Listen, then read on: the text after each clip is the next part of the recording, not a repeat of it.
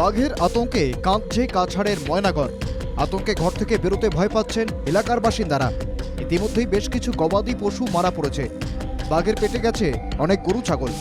বাঘ ধরতে ফাঁদ পেতে রাখল বন দপ্তর। কয়েকদিন ধরেই কাছাড়ের ময়নাগড় অঞ্চলে বাঘের আতঙ্ক।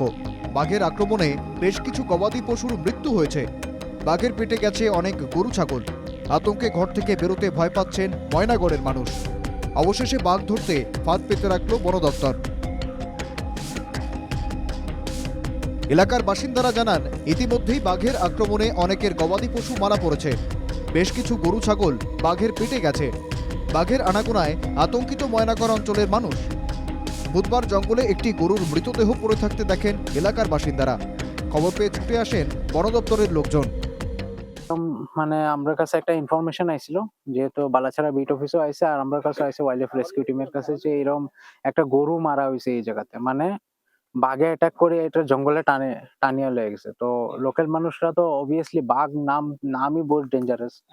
তো আর তারপরে গিয়ে আমরা আর কি মানে বহুত মানে প্ল্যানিং করিয়া তো আমরা ভাবছি যে আজকে আমরা এটা ডিপ্লয় করে দেবো, মানে আর কি কেজটা। শুরু হয় বাঘের খোঁজে ব্যাপক তল্লাশি। তবে এখনো কোনো বাঘের দেখা মেলেনি। তবে সতর্কতা হিসেবে পেতে রাখা হয়েছে খাঁচা। বন দপ্তরের এক কর্মী জানান, এখনো মানুষের উপরে বাঘের আক্রমণের কোনো খবর নেই।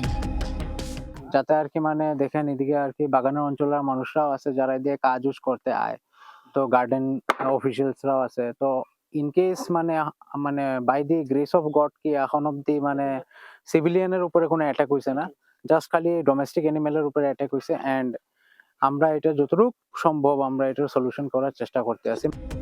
ময়নাগড় চা বাগান এলাকা। চা বাগানে বাঘের পক্ষে লুকিয়ে থাকা খুব সহজ, ফলে বাগানের কর্মীদের আক্রান্ত হবার আশঙ্কা থাকেই। সেজন্য এলাকার মানুষকে সতর্ক করে দেওয়া হয়েছে। বন দপ্তরের আশা বাঘটি শীঘ্রই খাঁচায় বন্দী হবে। Bureau report, NK TV Bangla.